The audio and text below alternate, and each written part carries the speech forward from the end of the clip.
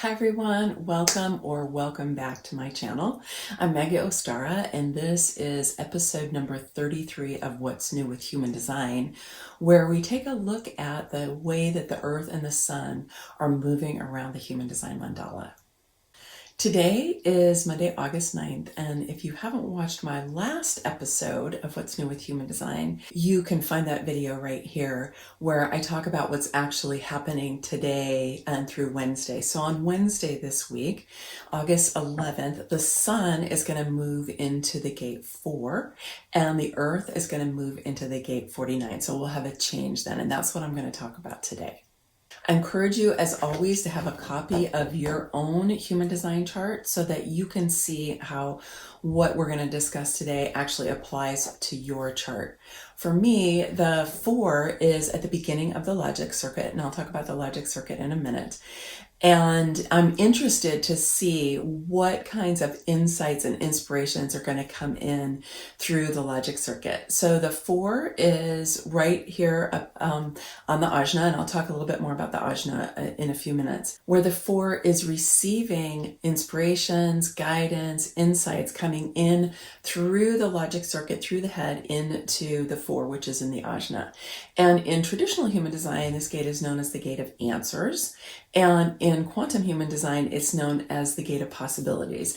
I really like this idea of possibilities because it's open-ended. It's like, how can we stay open to receive new possibilities? The piece about answers is that there's a tendency to kind of close in and to want to be definitive about the information that's coming in. But even as this information comes in, it's brand new coming into the system. It's not ready to have answers. It's much more in this place of possibility. The beginning of the logic circuit, which is gate 63, which is on the head, is curiosity. And if you think about the scientific method, and the scientific method lives in the logic circuit, this is left brain energy, right? If we think about that, then the best science begins with curiosity. It begins with looking at the natural world and wondering how certain things occur, and then wanting to take that curiosity and bring it into a state of possibility, and then run it through experimentation. Come up with an idea about what is happening, and then experiment with it, right? Test it. And so we want to have this beginning part really open so that we can just be in a horizon of possibility. We tend to live in a kind of myopic worldview. All of us, we get conditioned into seeing the world a certain way, into seeing ourselves and each other a certain way. And it's great when we have the opportunity to open up to more possibility. So my invitation to you this week is to really use this energy of the gate 4 to help open up your sense of possibility, particularly if you, with what's going on with COVID and climate change and all the things that are happening in the world, if it's made you feel a little boxed in or a little closed in, or a sense of being deflated and that things are not actually possible, this is a great opportunity for you to actually lean into this energy of the 4 and start to imagine, right? Use your imagination to come up with new scenarios, new possibilities, new stories, new ways that things can unfold in your life and also in the collective, because this is also collective energy. Let me talk about the logic circuit for a moment. Here's an image of the logic circuit so you can kind of see how it runs all the way through the energy system. So it comes in through the left brain and then moves over into the right side of the body and then comes up through the central channel into the throat. The logic circuit by nature is it's rational, reasonable, analytical, strategic. It has to do with planning, right? It's all of those things. It's focal, it's linear. Okay. And all of that is really useful. It has become too predominant in our culture, I believe, many of us believe. And it does have to do with the scientific method and the Western scientific method. And this way of understanding the natural world and understanding who we are has become very, very dominant. And I think that it's become too dominant, but we also don't want to throw the whole thing out. We just want it to be in its right place. And it's only one of many ways of knowing inside of the human design system. So we want to be able to use our logic. It's also in quantum human design. Notice that pattern circuit. So it's the ability to be able to see patterns, to be able to correct patterns, and to see how that works on a collective level, like for all of us, on a global scale. So that's really what the logic circuit has to give to us. And this is kind of the really open place before any experimentation has happened with the gate 4. So play around with that this week. The Earth is moving into the gate 49, which is part of the ego circuit or the community circuit, as it's named in quantum human design, these are sub-circuits of tribal circuitry. And the 49 in traditional human design is known as the gate of principles, and in quantum human design is known as the gate of revolution. And it is an energy that it's on the emotional solar plexus, which I'll talk about in a moment. And it really has to do with intimacy, partnership. Traditionally, that's always what it was about relationship, and particularly more intimate relationships. And how are we in our intimate relationships? Are they working for us? And it also has to do with timing. Are we bailing out of the relationship too soon, or are we staying in too long and not realizing that it's not working and that we need to transition into something else? So that's one of the things that you can be looking at for yourself is, how are you in your current relationships? Is it good? Is it you want to stay in it? Do you have a desire to bail out, which is really a reaction, right? And also staying in too long is a reaction as well. So you want to check it out for yourself and see how that is. So that's one way to hold this energy. But this revolutionary energy, and in quantum human design, it's really like the cosmic revolutionary. That's what this gate is, which I really like. I actually really resonate this. My Chiron is in the gate 49, and Chiron doesn't create definition. So for me, as the Earth is transiting the 49, I'm going to feel it even more in a somewhat different way than I am just because my Chiron is there. And so what can you be a cosmic revolutionary about? What kinds of possibilities are coming in through that gate 4 this week, or through other aspects of your human design that can then inspire you and fuel you into what kind of revolutionary perception, worldview, creations, actions you can take? What might those be for yourself? You get to mull this over and really feel into it. And the Earth is here. So this is a place that we're going to be grounding ourselves in this sense of being cosmic revolutionaries. My personal view is that we all need to be cosmic revolutionaries as much as we possibly can. That the solutions to the issues that we are facing on our planet today are not going to come strictly from that logic circuit. They're not going to come from Western science. It's going to play a role, but it's really from our place in the cosmos and our ability to tap into this bigger intelligence, the super consciousness that can help guide us. And this time when it's paired with the 4, it's going to come through that logic circuit. But we want to be open to things that really kind of blow us away. Ideas, perceptions, possibilities that we had never even thought about potentially before. That's what the gate 49 can bring us. The 49 is part of the ego circuit, or part of the community circuit, which is what's called in quantum human design. And you'll see from this picture here that it has a kind of specific and different circuitry than some of the other ones that we've looked at before. And what's cool about this is it's tribal energy. So it's really all about our relationships, our agreements, how we know who we are as a people, how do we relate with each other.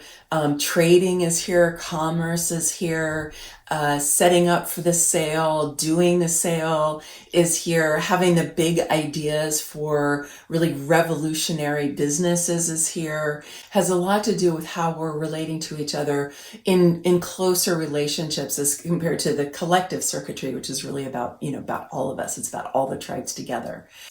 So as you're leaning into that 49, realizing that even as the cosmic revolutionary energy is there for you, is that it's going to be more located in your relationship with yourself, your relationship with people who are closer to you, your relationship with people you do business with or who you work with, people in your community.